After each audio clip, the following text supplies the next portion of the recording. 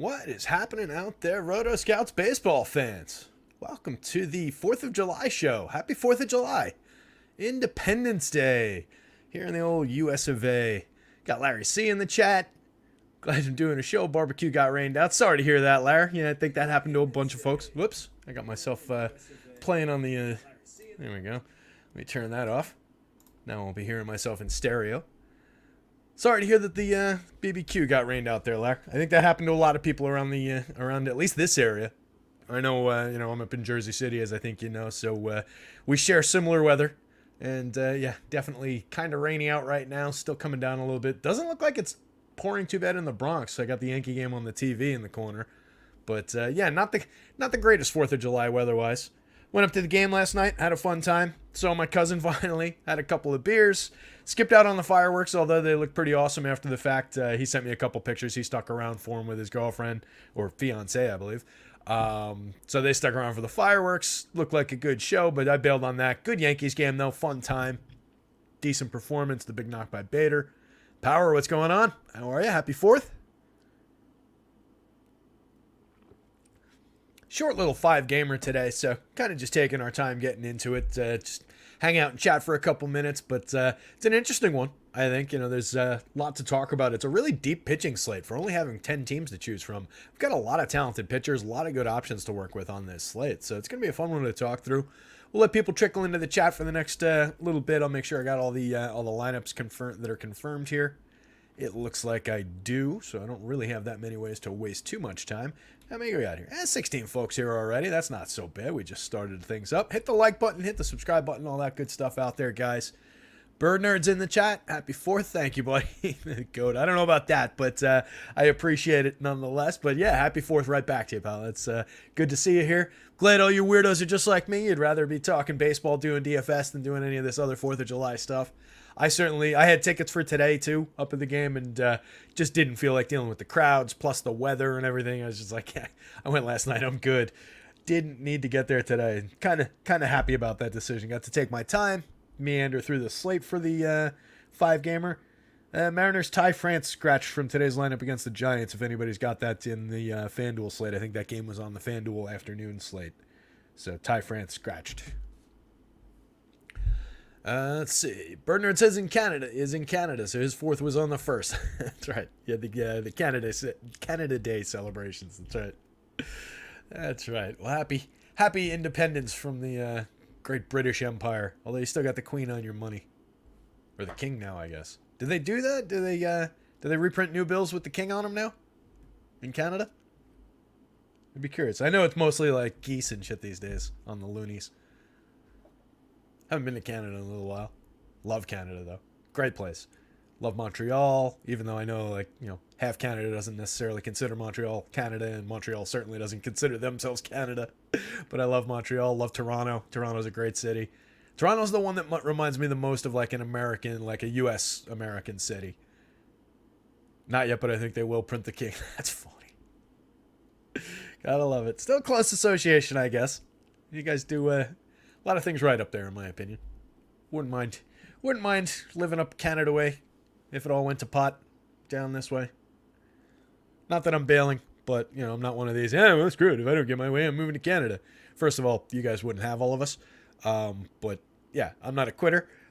But, if things went totally to shit down here, it's always Canada. Anyway, 7-3 Yanks. Love it. Let's talk about this slate a little bit, gang. Nothing like on Independence Day on the 4th of July being like, well, the country's going to go to shit. I'm moving to Canada. It's not what I was saying. Larry C says he'd rather not freeze. Yeah, I hear you with that. I actually prefer the cold to the heat in general, though. I'm always of the mind that, I can put an additional couple coats on, start a fire, or something like that. There's only so much that I can peel off on a hot day. There's only so many pools and oceans and so on. Canada has good things and bad things, depends on where you lean politically. I'd love U.S. citizenship. Yeah, everybody's all over the place in any real sense.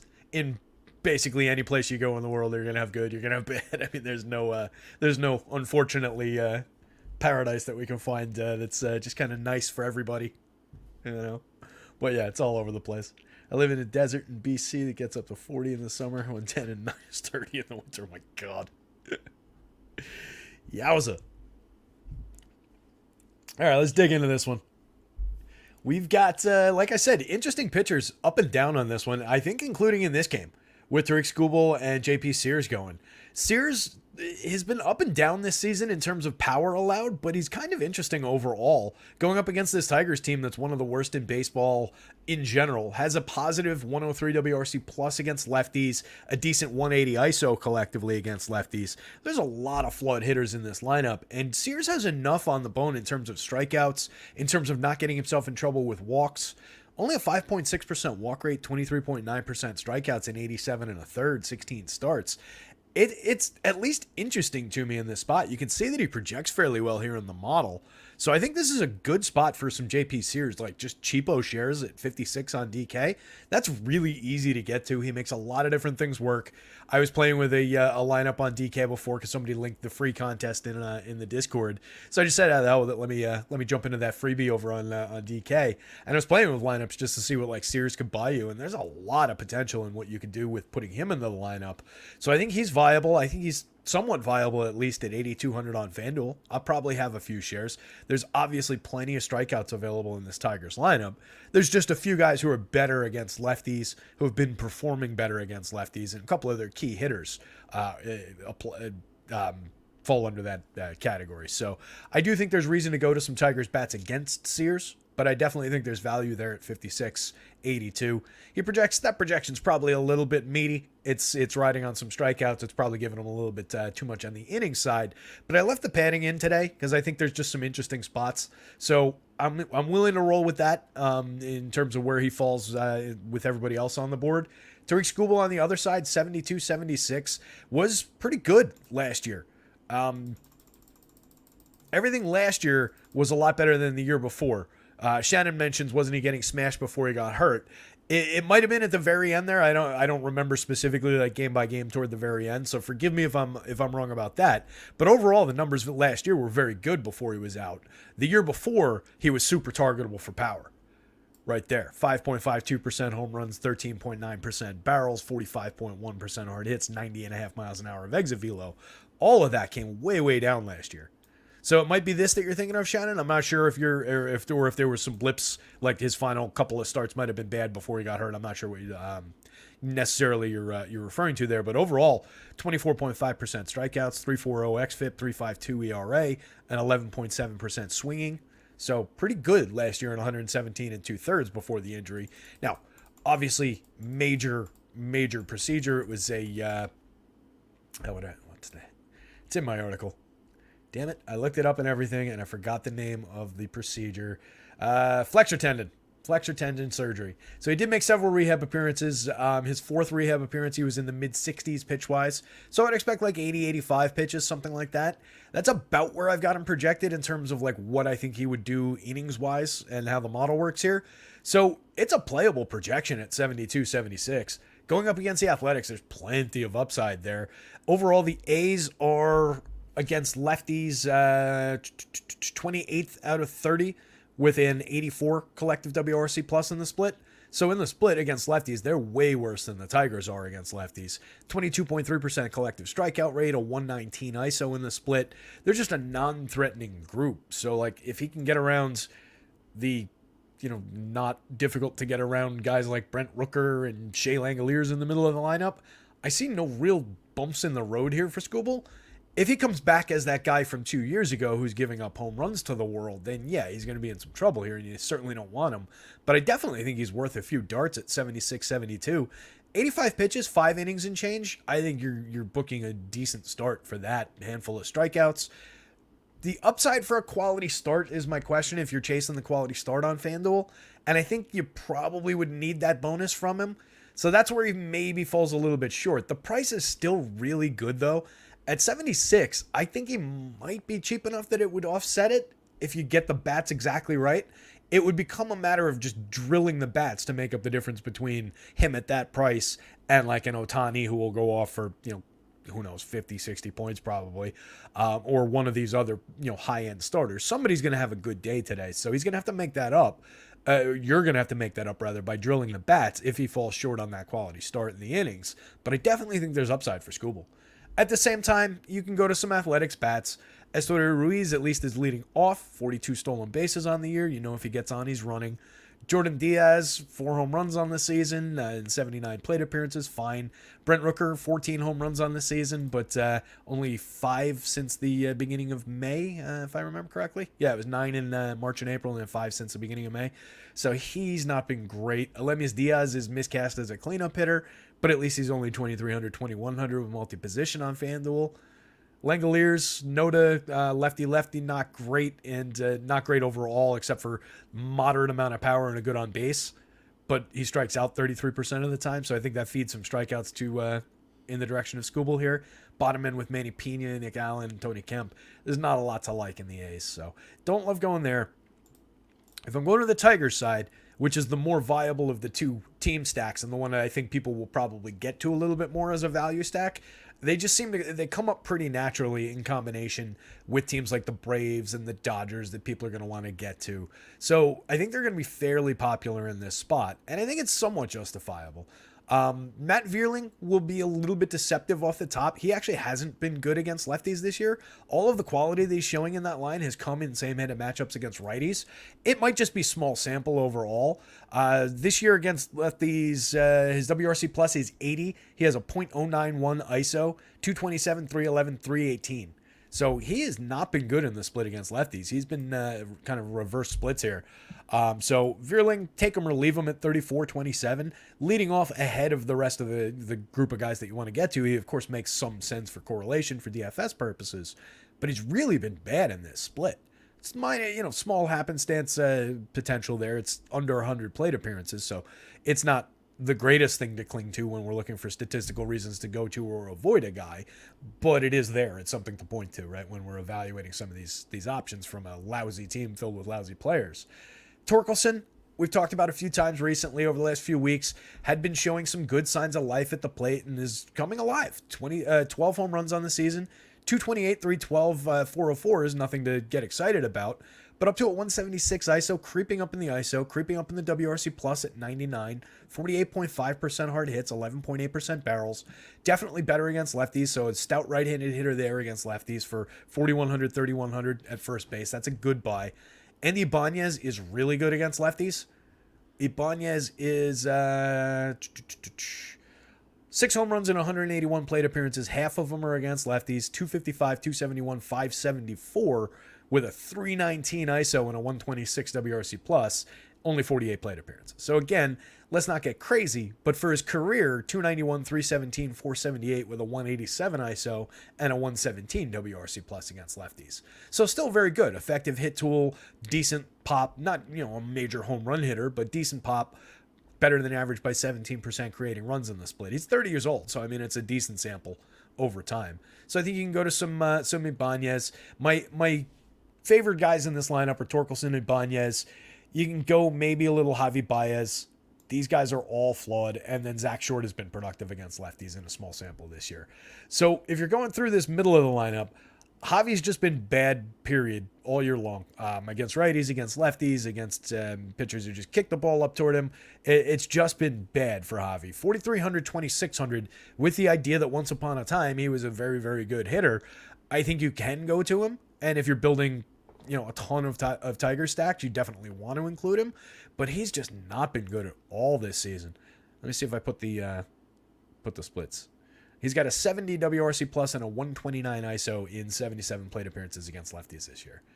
Jake Rogers has 11 home runs and 172 plate appearances, a 193 WRC plus and 52 opportunities against lefties. So Rogers has been really good against lefties this year. 511 ISO, 7 of his home runs have come against lefties. So in the small sample, Rogers has been outrageous in this side of splits. 16.9% hard barrel rate, 51.7% hard hits overall, 11 home runs and 172. So he's definitely playable as a catcher, especially on the DK slate, 4,300. Easy to use at 26 on the FanDuel slate. Scope, Cabrera just kind of rounding out their careers. They've been very pointless at the plate for the most part this year. Cabrera's been a little bit positive, 308, 391, 385 with a 122 WRC plus, but only 46 opportunities against lefties this year, and his ISO is .077. Short has a 106 WRC plus, kind of playable against lefties at the bottom of the lineup.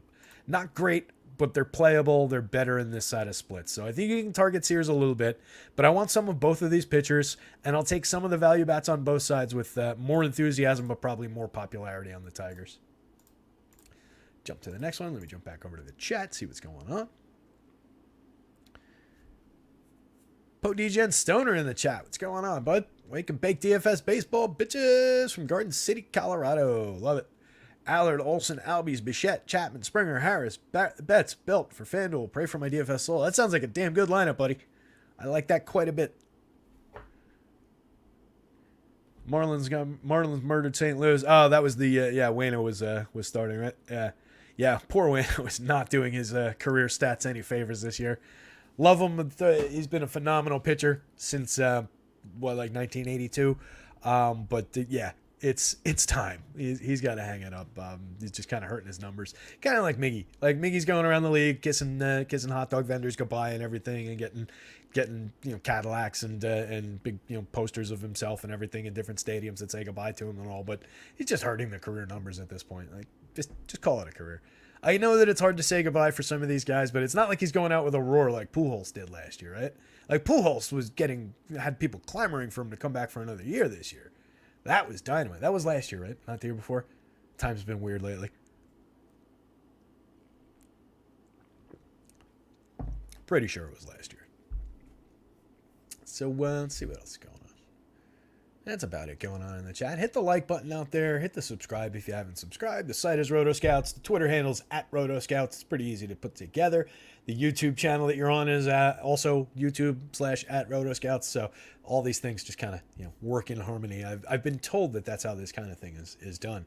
If you have the same names, they're easy to find. They all link to one another socially, virally, etc., etc. PoDegen says, hopefully, brother, I need because EMAC always taking my cannabis and snacks money in this low stakes GPPs. I hear you. I got to the supply place the other day, and here in Jersey, you go online. You can just walk up and order whatever you want, but they all do like online pre-ordering. It's just easier that way. So I went and I put in my whole thing, and I got there, and the guy's like, yeah, man, we don't have that one. And we don't have this one or that one, but like this one over here is like a great substitute. I was like, all right, so what's the point in having the online inventory if nothing that I ordered was in stock? Like other than obviously just getting me into the shop. But it was a little bit frustrating because I'm a big sativa fan, and they only had like hybrids, a couple sativa leaning hybrids, but they only had hybrids. So it wasn't ideal. Live Well Dispensary does that too. They probably all do. It's not surprising. Anyway, let's dive back into this one. Not everybody cares about the stoner habits. Looks like the White Sox lineup is out. Let me grab that while I tee this one up. So good pitching matchup in this one. Afternoon game, 3:40 I think start in locally in San Diego. So probably some weird afternoon impact on that stadium that I have no idea how it actually plays. You can feel free to speculate about that all you want. I'm really honestly not sure. Let me scroll back up here. But what I do know is that we've got two very playable pitchers in this matchup. And we've got a super interesting matchup between Juan Soto and Shohei Ohtani, in which Soto directly called out Ohtani in the media last night and said he's in trouble in this matchup. And so should just be really, really fun to watch those two square off, if nothing else in this one. That's going to be some appointment viewing, I think, for me later on, rather than fireworks. I'm just going to tune into this matchup a couple times. But I think it's a good one. I think this is kind of a 3 out of 4 corners, and then do what you want with the Angels lineup as far as I'm concerned. I don't know how much I want to go there because we've got no Mike Trout. He unfortunately is going to miss the next 5 to 6 weeks. Injured his whatever it was, hamate bone. I think, what did he get hit by a pitch? Hamate's in the hand, right? Or the wrist, I think. Monty, is the Discord link working? If it's not, my apologies. I thought I grabbed one of those perpetual ones, but I tell you what, let me go like this, and I'll go like that, and I'll go like this, And I'll go like this over here. And huzzah. There you go. That should be a fresh working one. Discord is free. Everything is free right now. Discord's free. The stacks tools on the sites are free. The power index is free. The home run picks are free. Obi-Wan's in the chat. Obi-Wan's free as well. Obi-Wan says, don't poke the bear, Juan. Yeah. Talk about the wrong guy to mess with, man. That's I don't know if you want to mess with like the best player in baseball right now. It's dicey. But yeah, it's going to be just a fun matchup. And like I was saying, I think you get Ohtani. You definitely get to some Musgrove here going up against the Angels. I think there's some strikeouts in that lineup. You've got no Mike Trout in that lineup. You do have Ohtani in real life, so he's got to deal with that. So if we're stacking the Angels, that becomes the wrinkle. No Trout, no ability to use Ohtani. So now I've got a hole in the third spot in the lineup into which a lot of the DFS production could still fall. Like if Moniak and Taylor get on and Ohtani hits a 3-run homer, I don't get the big part of that, right? For my DFS score and my stack. So it becomes difficult. It becomes a team where I'm stacking Mickey Moniak, Taylor Ward, Anthony Rendon, Mike Moustakas, Hunter Renfroe. I like each of those players in a vacuum, probably Moose accepted, but it's not great collectively. And Joe Musgrove is a talented guy. He hasn't been great. He hasn't been an ace this year. 21.7% strikeouts, a 4.02 xFIP, a 3.80 ERA. He's been, at worst, good, effective, whatever we want to call it. It's just a dip in his strikeout rate, really, over the last couple of seasons. He was in the 30s a couple years ago, dipped down to the mid-20s last year, and down at 21.7 this year. I think a little bit of it comes back as time goes on. He was a little bit slow to start the season after he missed the first few weeks, broke his toe dropped the weight on it in spring training. So I think he just took a little bit of time to get up to form, but the price hasn't exactly caught up with him. 8,000, 9,100. He's not blowing teams away, but he's perfectly acceptable at those prices. I think we get a decent enough score from him. He's one of the more competitive value options on this slate. When you compare him with like an Ohtani, is he going to reach the strikeout ceiling that Ohtani is? No, but he's also not priced. Ohtani's 3,500 more than him on DK. That's a full hitter on DK. That's, it's a 10-8 versus 9-1 on FanDuel. That's a major bat upgrade. So I do think there's upside there for Joe Musgrove against the more limited version of the Angels. Again, not that Ohtani's absent from the lineup in real life, but Trout is. So I don't worry about guys like Moose. Matt Thace for, decent bat on ball skills for a catcher isn't overly threatening. Eduardo Escobar is a decent power hitter when he's going right, but he's not really going right this year. David Fletcher's like a slap-hitting infielder. Like, I'm not worried about a lot of this lineup. So I think we can go to Musgrove. Ohtani off the top is obvious. It's easy to go to. 33.2% strikeout rate for the year, 13.5% swing, a 3.02 ERA, 3.41 xFIP. There's nothing to dislike about Ohtani except for the walks. The walks are the one problem. It's his one weird flaw this year at 10.2% overall for the season. But I'm not really worried about it. He punches his way out of trouble more than anybody else in the league. He's just been dominant on the mound this year for the most part. So I think you can go to Ohtani. That top end of the pods is perfectly playable against him. Ha-Seong Kim is actually having a pretty nice year. 10 home runs, 13 stolen bases. He's basically equaled his output in 500 and change plate appearances from last year. Nice year for him, and I like him in the leadoff spot here. I think it's a good spot for him hitting. 343 on base, no slouch getting on base, 112 WRC plus so far. That could skyrocket if he's hitting ahead of Soto, Tatis, Machado, and Bogarts the rest of the season. So I think there's plenty of room for Ha-Seong Kim, and he's cheap on both sites, multi-position on FanDuel. Not that you want him really as a third baseman. He's more a second base type. I think he's valuable there, but you do have the flexibility to move him around if you want to, say, play Padres and Braves in a bunch of stacks and you want one of them to have Ozzie Albies at second base and you use Kim at third instead of Austin Riley. I think that's totally viable. Soto, obviously a superstar, up to 277, 426, 500. Somebody asked yesterday in the Discord, they brought up a trade rumor saying that Blake Snell and Juan Soto to the Yankees for 4 premium prospects, Jason Dominguez and 3 other premium prospects, Wells, 2 other guys. And I just responded with, what time do I have to drop those guys off at the airport? I would trade anyone in the organization for Juan Soto. He's that good. Assuming that I got the commitment for like a 10-year contract, obviously. We would take care of that before making the trade. I do include Aaron Judge in that. Juan Soto's 25. Judge is, 30, 31? It's a no-brainer. They do the same thing at the plate. Soto does a lot of things better. I would misjudge. I would wave him goodbye. He would be the difficult one to drop off at the airport. I probably wouldn't even drop him at the airport. I'd be home crying, but I'd be really happy that we had Juan Soto. Tatis, superstar, 6,200, 4,100. Outfield and shortstop still on the FanDuel slate. Outfield only on the DK slate. 16 homers, 14 stolen bases, 249 ISO, 140 WRC plus. Don't overthink it. Just play Fernando Tatis wherever you want in Padres stacks.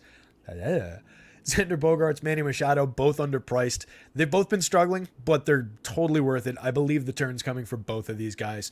Bogaerts was good over the first month and change of the season, covering for some absences, and then it kind of cratered 30 or so points below his career batting average right now. He's going to turn. He's going to start, at least the hit tool is going to come back for Bogaerts, if not some more power upside. Still at a 109 WRC plus. And Machado, I just completely believe that the power is kind of, the 11 home runs are fine. 162 ISO's down, but I believe Manny Machado's also going to turn. They're just cheap for who they are, so I'm happy to take the discount on those hitters. Cronenworth struggling this year. Gary is limited in terms of he's a home runner, a zero most nights. Odor and Grisham, weak lefties at the bottom of the lineup against Shohei Ohtani. Don't really need to go there unless you're going over the top with Padres lineups. They're cheap, so they help offset the other guys if you needed it. I prefer Grisham out of the two. 98 WRC plus versus a 90 for Rougned Odor. Grisham's the regular player. Neither of them are good for average. Grisham 8 home runs, about the same home run output really if you look at it, if you split it. So neither one is great on the left side at the bottom of the lineup. So very limited interest in Angels bats, some interest in Padres bats, just in a contrarian, good players for cheap prices, or relatively cheap prices, but in a terrible spot kind of sense. I wouldn't imagine they're going to be overly popular. So if I can get good bats in a good spot and take the shot that they get to Ohtani, a few shares is perfectly fine. And then definite interest in Joe Musgrove for cheap prices. Chuck Deuces, what's going on, Chuck? Chuck says, I was looking at all the trades between New York and Oakland. They've just traded junk back and forth. It's hilarious, actually. Sonny Gray for Caprillion, Fowler, and Mateo. Fowler. Yeah, I mean, look, Sonny Gray's a good pitcher over time. He's just he wasn't good for the Yanks. Fowler definitely not gotten there. Mateo has had spots. Plays great defense at shortstop. Obviously has, up and down at the plate, to say the least. Certainly still one of the fastest guys in the league. If you could ever get on base regularly, it'd be super valuable. But yeah, there's all sorts of last year's trades or the last year. I'm telling you, man, I just lose track of time these last 3 years. But the Sears Montas trade with Kenny Waldichuk also going out there, and he's completely fallen apart. Although maybe pulling it together as a high power reliever now with a big lefty arm. They also got Kyle Muller from the Braves, who was another highly regarded lefty pitching prospect and completely died on the vine out there. The A's are just not good at this. They need to. I said it the other day, and I'll say it again.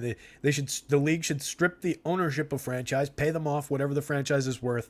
The league should buy the team and then sell it to either some San Francisco billionaire or Silicon Valley billionaire, or just the city of Oakland, the fans. Let the fans buy it and have somebody competent run it for a while and see if the fans come out. Because I do believe it's a good fan base. I do believe there are A's fans out there. It's just been so poorly run. And they're so habitually trading away their best players at points where they could just re-sign them that it's terrible. And especially these days where a lot of teams are getting out ahead of these kids with all right, we'll buy out your 3 years of arbitration and then we'll sign you to a bit of a discount for us for 5 years beyond that, but you get a $150 million payday out of it. And like Corbin Carroll signed a deal like that.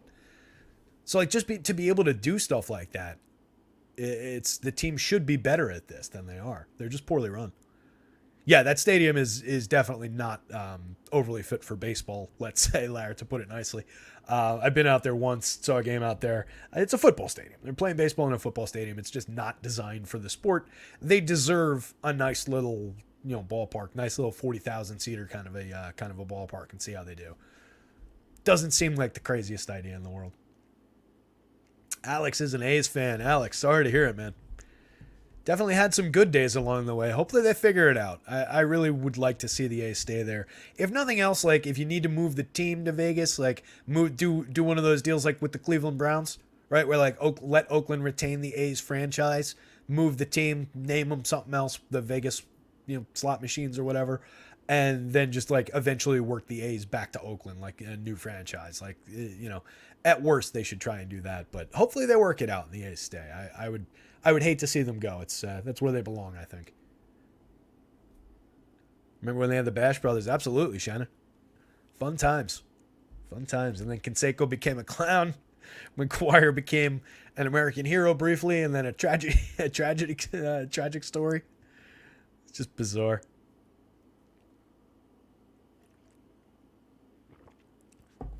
Trey, you think so? MLB talent already watered down? I don't know about that. I feel like we've got a really deep year of prospects going, a lot more guys to come. Every year we're just replenished with tons and tons of prospects. It could be deeper.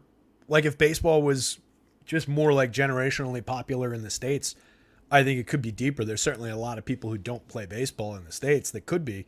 But internationally, I think the game's really, really popular. I think there's a ton of international talent still coming in. I think they could do with another 2 teams. I'm not saying I'm not calling for it. Don't get me wrong. It's not what I'm hoping for. But I think the talent pool could support another 2 teams.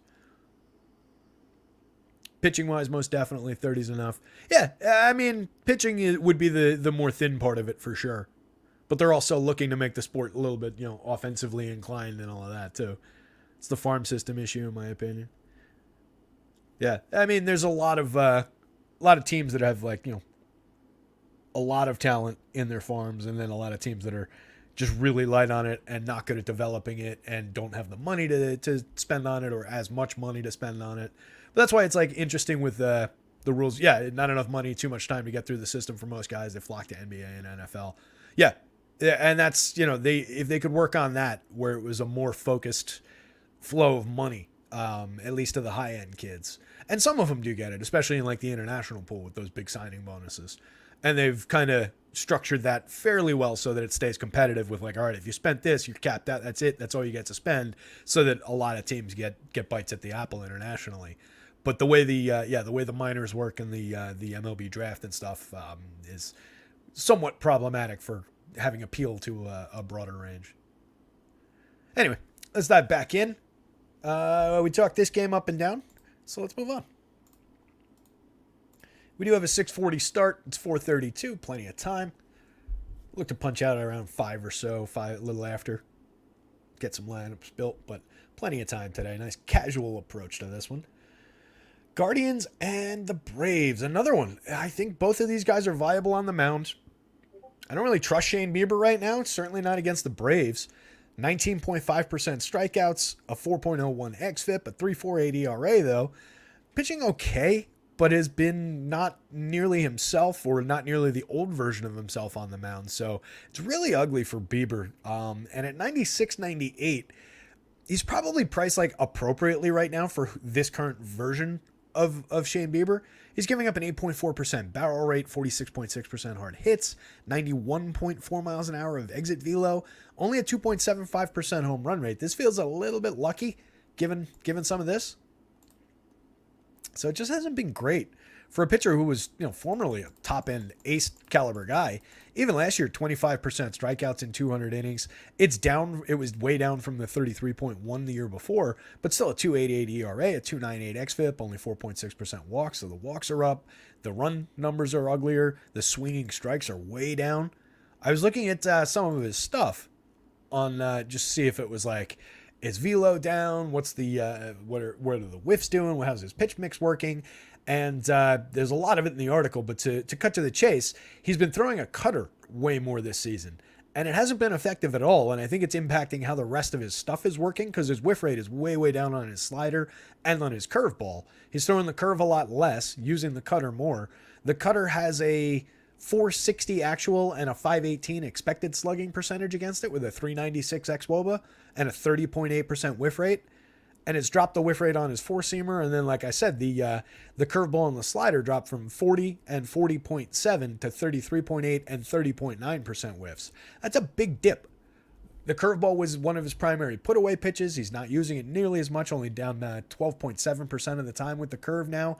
Just getting hit fairly hard with that mix of pitches. So I just think it's either he has to pitch this way because of, because of how the arm's functioning these days, or he's just made some odd choices and they're pushing through and trying to figure it out. But either way, it just, whatever he's been doing this year on the mound has not been overly effective. He's had a few good starts. He struck out 8 in each of his last 2. He struck out 9 2 starts before that against Houston. Had gone 7 innings 2 games in a row, then went 5 and 6. But he's been up and down with runs allowed like all season long, with a couple real clunkers. Several games, 5 runs, 7 runs, 5 runs. A lot of games with only like 1 or 2 earned runs as well. But in a lot of those, he only struck out 4, walked 3. So it's just been a rocky, all over the map kind of a season for Bieber.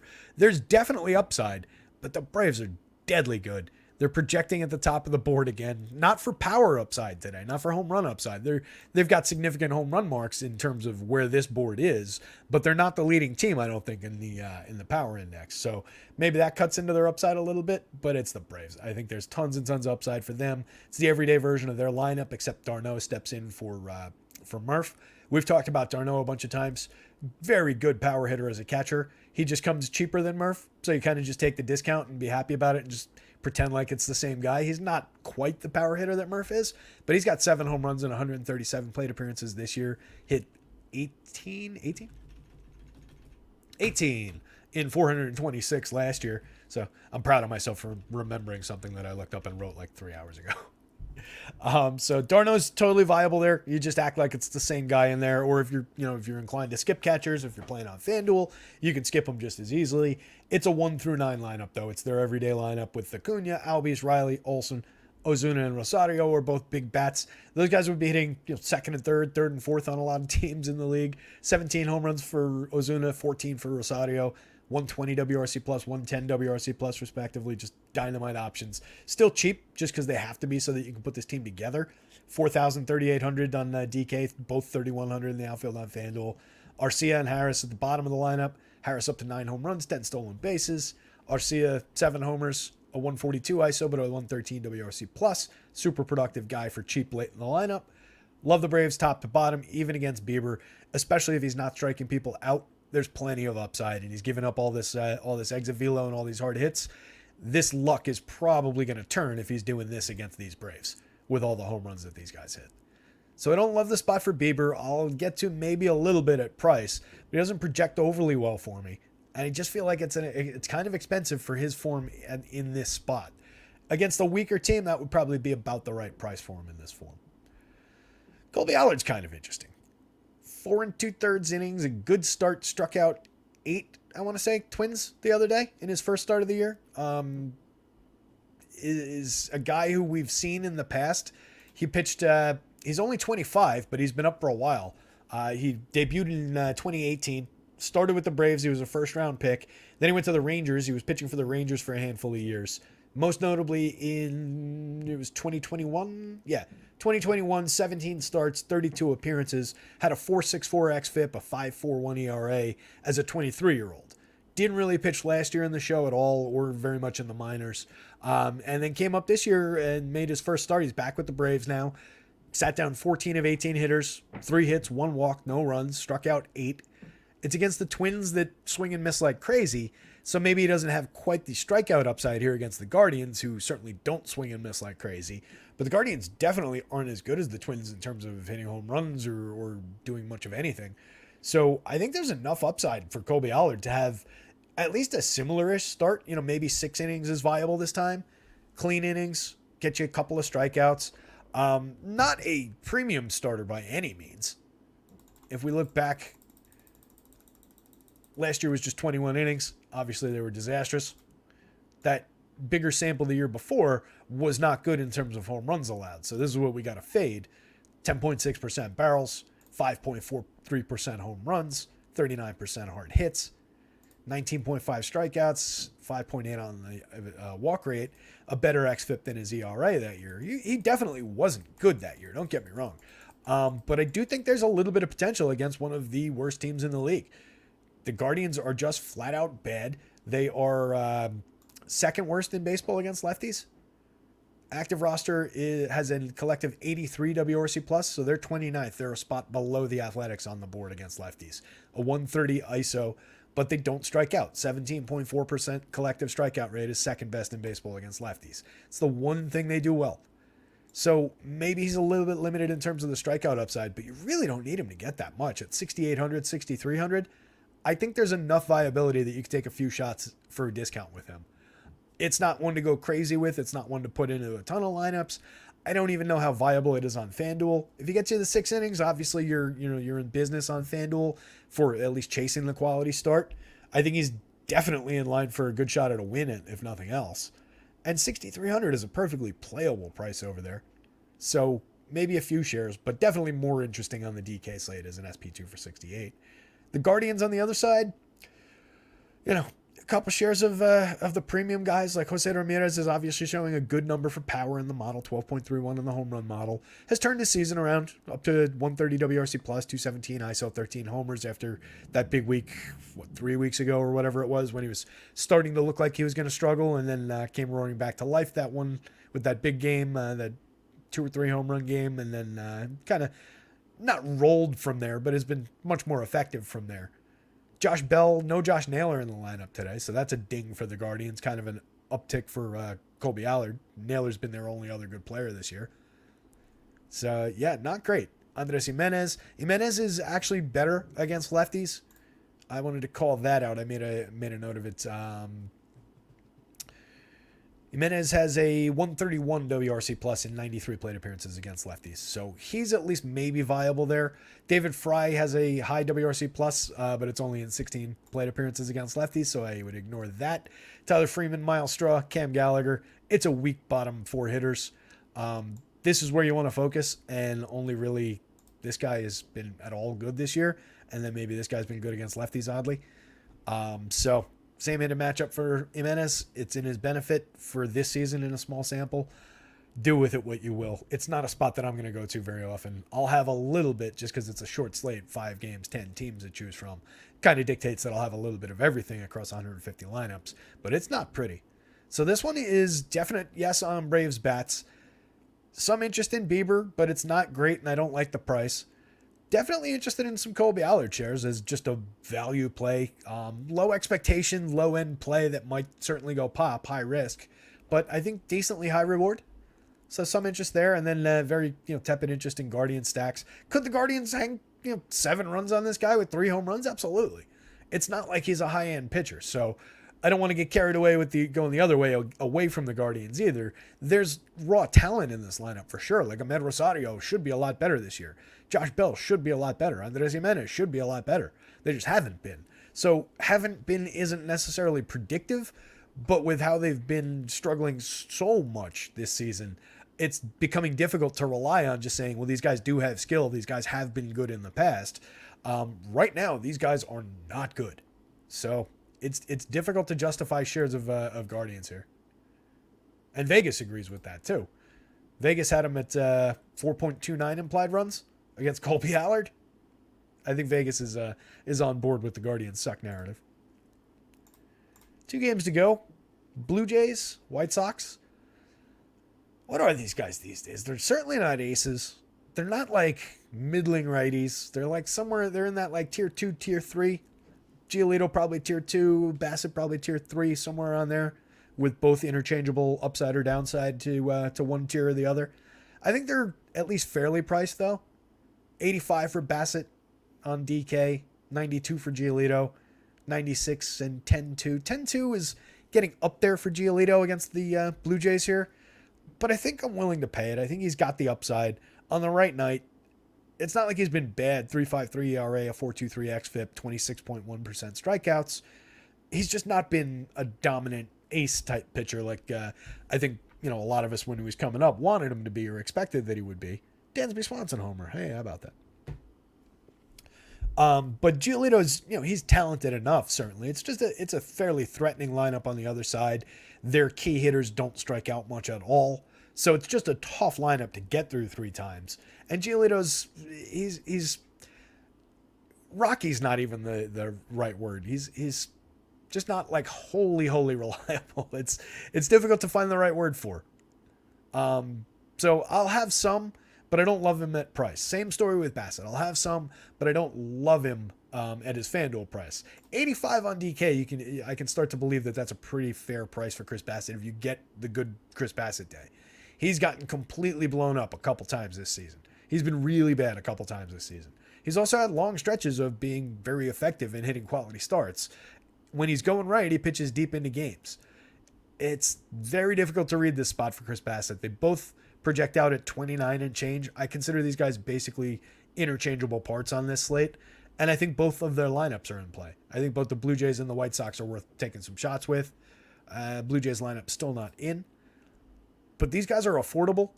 There are star caliber players in both lineups. It's an interesting four corner spot. The way I ranked it on the site was Giolito, Bassitt, Blue Jays, White Sox, but I was actually just about to say it the other way around. So that's how close I am. I wrote it as in very close order. I really don't have a good feel for which side of this I prefer. I just want to grab some shares of all of it. I think that's how I'm going to take what kind of approach I'm going to take here. It's probably in favor of the pitchers. Vegas sees it that way. They've got the Blue Jays at 4.36, the White Sox at 4.23. So I think with that in mind, with the way that it projects, I'll say that the pitchers have the slight advantage. But I'll definitely have shares of George Springer, Bo Bichette, Brandon Belt, Vladdy Guerrero off the top. Vladdy's very cheap. He's my home run pick of the day. 11.31 in the model hit and cleanup. 5,000, 3,500 for Vladdy Guerrero when he's got a 13.2% barrel rate, 56.6% hard hits that are both well up over last year. I know the output hasn't been the same. The results haven't necessarily been the same, but the contact is up. He's going to start delivering. I want to be ahead of the curve. I'll just keep going to it, especially when he's at a discount. So 1 through 4, plus Chapman, plus Varsho. Whit Merrifield is a contact-oriented stolen base guy who can turn the lineup back over from the 7, 8, 9 spot wherever they've got him hitting today. So much the better if he ends up hitting up in the top of the lineup. Brandon Belt for only 3,000, 2,800. Excellent player. 6 home runs this season in 215 plate appearances. Was in the high 20s in just like 380 plate appearances 2 years ago. Premium home run hitter over time, just kind of on the back end of his career here, but still creating runs 26% better than average. So I really like getting to Belt for cheap prices. You can use him in the outfield on DK now, which is good since you don't have to decide between him and Vladdy. Danny Jensen back in the catcher role, 10 home runs in 181 plate appearances this year, 10.4% barrel rate. So 1 through 8, at least the Blue Jays are certainly playable in with Whit Merrifield, Jansen, and Kiermaier. 7 through 9 is like mix and match type guys. On the other side, the White Sox confirmed version of the lineup has Oscar Colas hitting 6th, which I like for Colas. He was down lineup, and I didn't like him quite as much, hitting like 8th. But that's a decent little bump for a guy who costs 2,300, 2,000. Toolsy prospect, one of those like mid-range power, good speed type of prospect type kids. So we'll see if he sticks this time. He started the season. He broke camp with the team. Didn't make it. Got sent back down. We'll see how he does. I believe he was kind of raking in the minors, if I'm not mistaken.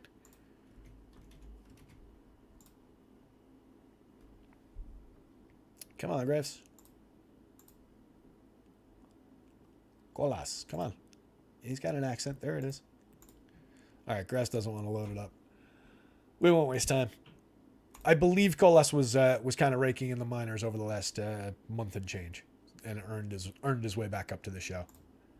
Here we go. Minors for the season: 212 plate appearances, 9 homers, 2 stolen bases, 21.2% strikeout rate, a 215 ISO, a 112 WRC plus.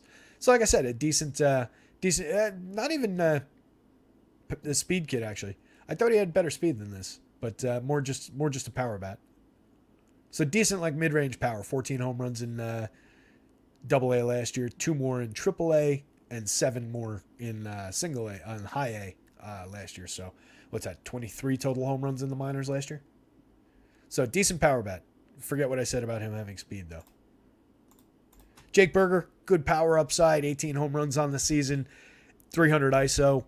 Not much of it's believable from Berger. Like you would expect him in a full season to have like around these totals over the course of the entire season. The 220 average, 273 on base is the more realistic part of those numbers. But for 4,100, 3,000, he's easy to get to. Remy-Ard, Sebi Zavala kind of mix and match parts. The top of the lineup, obviously you've got Benintendi. hit tool kind of a guy. He reminds me a lot of Steven Kwan. They're both struggling. They're not getting on base as much as they need to. They got to be in like the 370s for on base percentage to give value to their teams, and they're both down like 30 points and not providing the value that they need to. Tim Anderson's been a lot worse year of his career, but he's there. He's very cheap. He's a star caliber player when he's going right. So for 42.25, you can definitely go to Tim, Lubob, Eloy rather, and Andrew Vaughn in the middle of the lineup. Obviously, the run creators, the power core for this team. 47 combined home runs for that group. 24 of them belong to Robert. A 147 WRC plus. He's just been phenomenal. Eloy Jimenez has been very good when he's healthy. He only costs 46.35, so I think you go there. And you're getting, at least this group, and then maybe bolt on some Colas, Berger, Timmy, and Benny. So like 1 through 7. And going up against Bassett, I think there's going to be some contact available. He's obviously given up some premium contact this year, more home runs, more barrels. So I think both of these pitchers are somewhat gettable, but I think both of these pitchers could also have good days. So this is a four corners game for me. Let's see what's going on in the little chat there. Charles Moran, we're grinding away, refusing to let the lotto defeat our dream. I agree. I don't know what we're talking about, but I agree. Baseball is only predictable long-term or the current at-bat. Anything between is anybody's guess. Someone with a point on, I know, ISO is going to hit 2 home runs today, and a Shark will have them in their lineup at the top of the standings. Let's hope so. Who's that going to be? How about Zach Remillard with his .079? Is that close enough? 0 home runs in 46 plate appearances. .079 for Whit Merrifield. Whit Merrifield would be the more likely of those two guys to do it. Just in terms of who's on the screen right now. Or actually not, Timmy with his .036. Oscar Colas would be viable for that, but we won't count him because of the small sample. Yeah, it's certainly viable that somebody today is going to hit 2 home runs with a sub 100 ISO. Could be somebody from this game. Who's on the Pirates?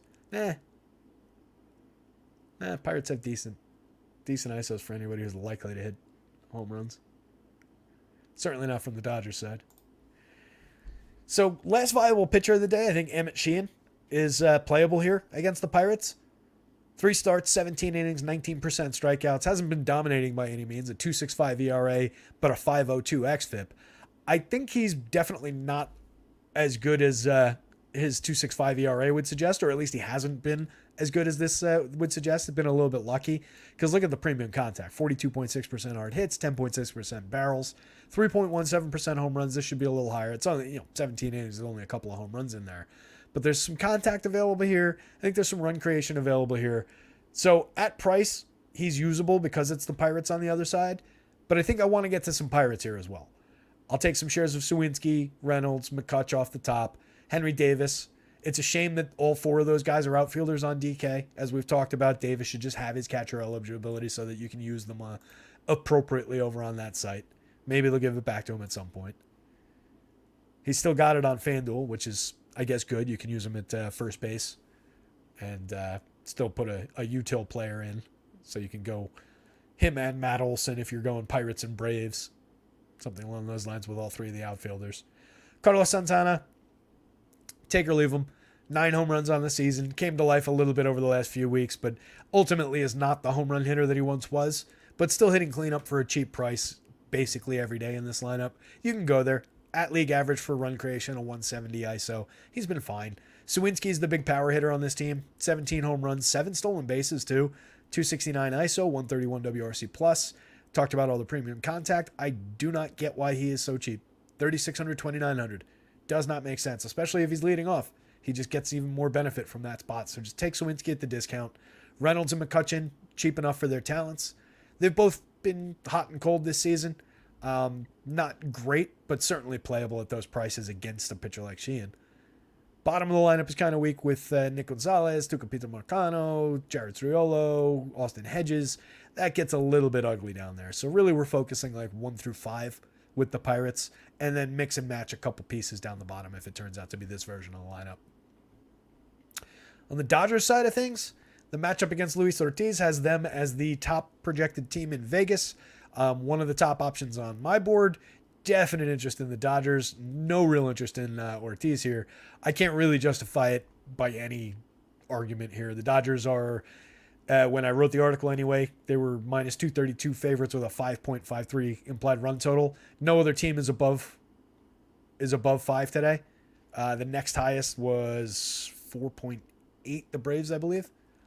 Yeah, Braves at 4.8. Tigers also at 4.8, but obviously we'll believe in the Braves a little bit more there. So the Dodgers are an outlier on today's slate in terms of what we're expecting for just implied runs. They've obviously got star power up and down the lineup, and they're going up against a pitcher who has a 13.7% strikeout rate over 50 and a third, 9 starts this year in Luis Ortiz. 4.11 ERA is okay. That was actually a surprise when I saw it. I was like, this kid's just been a punching bag this year. And then I actually had to go in, and there's 2 Luis Ortizes. One of them pitches for Philly. So I had to take him out of the stats to get the correct ones to show. And I was like, 4.11 ERA, has he been better than I thought? And then I saw 5.26 xFIP, 13.7% strikeouts, 11% walks, 11.8% barrels, 91.7 miles an hour of exit velo, and a 47.1% hard hit rate. And I said, nope, he's been just as bad as I thought. I think you can absolutely fire away with Dodgers bats against this kid as much as you can afford them. Put them in your lineups. It's a great spot. He's giving up way too much contact. They don't strike out. They're key hitters anyway. Betts, Freeman, and Smith off the top, 16-9, 17-1, and 13.4 with all their power, all their run creation ability. Then they run into Max Muncy and JD Martinez in the middle of the lineup. Those guys do strike out, but they hit for massive power. And I'm not worried about their strikeout rates with the stuff that this kid is bringing to the table. I just think that they're going to put bat on ball, and if they do, I think ball is going to travel. 19 home runs for each of those guys, a 273 ISO for Muncy, a 300 ISO for Martinez. Just dominant power in the middle of the lineup. David Peralta, Jason Hayward, James Outman from the bottom of the lineup, 3 lefties, all affordable, all priced basically the same, $2,400 for the 2 veterans and then $2,500 for Outman on FanDuel, $3,400, $3,000, $3,700 on DK. They're kind of interchangeable. All 3 of them can hit home runs. All 3 of them hit for fairly okay averages. Peralta's at a 290. That's a good average. The other 2 can put bat on ball, can provide some scoring. But we're home run hunting. So I kind of treat those guys as interchangeable parts. You just rotate them through, a bunch of Dodger stacks. So I would definitely have shares of each of them. I don't know how much I want to get to, more than one of them in any given lineup. And then Miguel Rojas at the bottom of the lineup has been pretty bad this year. 56 WRC plus in 196 opportunities, 5 stolen bases, 0 home runs. Hasn't been pretty, but he's not really paid to create offense. And that's it. Wow. 457. This might be the earliest we ever hit the end of the slate. I know it's only 5 games, but I thought we were going to stretch it a little bit more than that. Still got the pitching to talk about. Charles Moran says this is the only live MLB DFS stream on YouTube right now. Hey, cheers to that. Appreciate that, bud. Yeah, hit the like button down there. Was all over Scooble in my keeper league until he got hurt. Yeah, it sucks when guys take injuries like that. How many pitches for him? I was thinking like 80, 85, Chuck. I think he's got viability at that pitch count. 5 innings is in play. Even 6 innings could be in play. So we'll slide over and we'll talk about it real quick, since we're the only live show on YouTube right now for MLB DFS. All right, let's take a quick look, and then we'll get out of here and build some lineups. Mr. Ohtani, obviously, at the top of the board with a bullet. Easy to go to. Challenge or no, Padres or no, I think Shohei Ohtani is our top pitcher. I think he's going to be fairly popular, despite the pricing, despite everybody else being significantly cheaper. It's just the clear-cut number 1 option on the board. There are other places to go, though. Sears and Scooble both project fairly highly here. Like I said when we were talking about it, I left a little bit of innings padding on Sears. He's going to need innings to reach that total, but I don't think it's totally unrealistic against this Tigers team. So I left him where he was. Love the price on DK at 56. I think that's just a good value dart to throw. On a short slate, like, why not take that shot a few times? Even if it goes bust, it's certainly worth doing. Scooble, by the same token, like I just said, if he gets 80, 85, I think we're talking about 5 innings with an upside to 6, with an upside for clean innings, handful of strikeouts. So both of those guys I believe in. These guys are all essentially the same. These 3, Bassett, Giolito, and Musgrove today. I think any one of those guys is perfectly viable. I think any one of those guys could lead the slate with a fantasy score. It's certainly not out of the realm of possibility. All 3 of them are, tier 2, high tier 3 type starters. So plenty of upside for all three of those guys. None of them is in a good matchup necessarily. Probably you'd say Bassett is in the best matchup facing the White Sox, given how they've been inconsistent. But there's a lot of really good players in that lineup too. So I think it's kind of a toss-up matchups wise. I think you can just kind of play the price and popularity game, and I would throw Bieber into that mix as well, despite the matchup against the Braves. I want him by far less than any of these three guys, but I think the field is also going to feel that way, right? So just in terms of a very low-owned guy who, at least at one time in his life, pitched at over a 30% strikeout rate, I think there's a little bit of value there. I think there's an opportunity there. So I will have some Bieber. He's on the bottom of that group of four. And it's these three guys and then him. Sheehan is viable against the Pirates. Colby Allard is viable against the Guardians. Both these guys don't project high, but I think maybe we like them a little bit better than the model might suggest here. They both got flaws, of course. Sheehan not overly highly regarded, but good matchup against the Pirates. Good pricing. Allard, proven over time in the show as a young pitcher anyway, was not good. Was definitely targetable in a lot of those starts with Texas 2 years ago, but he's only 25. There could be signs of life. There could be steps forward, and he's facing a bad lineup. So I think the spot for Allard could be a little bit interesting today at very cheap pricing. Progressive has a 15% home run rate with weather and park factors included today. Guaranteed rate is plus 22%. Petco is at the bottom. Yeah, Petco not the easiest park to home run. For sure. Pods can get got easily. Yep, absolutely. Yeah, we know the pods are top heavy, right? Manny and Bogey are both struggling. So really it's a 2.5 man lineup, something like that, 3.5 man. It's not a great lineup for the pods, and Ohtani's Ohtani. I'm not worried about him. I think, gun to my head, who wins that matchup? It's Ohtani. But I definitely want to watch him face Soto. I'll say that. I'm going to tune in for that one. All right, gang. I guess that's it. 5:01. Crazy. Looks like the sun came out a little bit. I might actually have time to take Joker for a little stroll before I build lineup. So I'm going to punch out. I'm going to wish everybody a happy 4th. And good luck tonight. That's it. I was going to say, thanks to our troops or something like that. It's not like a Memorial Day, but thanks to our troops. It's like a rah-rah America kind of a day. So anybody who served out there in the crowd, if you have, thank you very much. And yeah, go America. Go you guys. Somebody go win something out there tonight. Good luck, gang.